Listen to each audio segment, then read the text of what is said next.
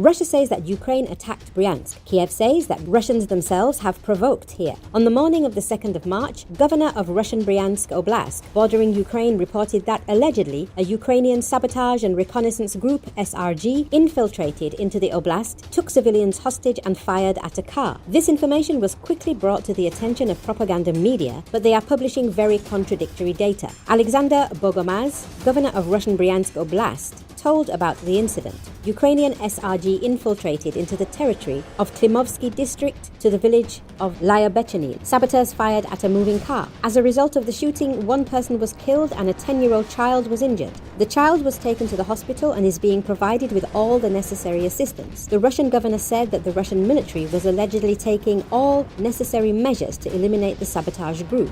Later, he said the Ukrainian armed forces also allegedly attacked Klimov district of the oblast with a drone, which allegedly set a residential building in the village of Susheni on fire. The information about the alleged seizure of hostages by Ukrainian saboteurs in the border villages of Bryansk Oblast was brought to the attention of Russian propagandists. Their reports began to quickly become filled with contradictory details. Russian President Vladimir Putin is not going to visit Stavropol territory, where he was told to hold an event to open the Year of the Teacher, due to reports of a so-called Ukrainian sabotage and reconnaissance group in Bryansk Oblast. The Ukrainian militants' incursion in the Bryansk region is a terrorist attack, Kremlin spokesman Dmitry Peskov said. Mikhailo Podolyak, advisor to the head of the Office of the President of Ukraine, has stated that the Ukrainian sabotage and reconnaissance group entering the territory of Bryansk Oblast is a provocation of the Russian government. He said, the story about Ukrainian sabotage groups in the Russian Federation is a classic deliberate provocation. Russia wants to scare its people to justify the attack on another country and the growing poverty after the year of war.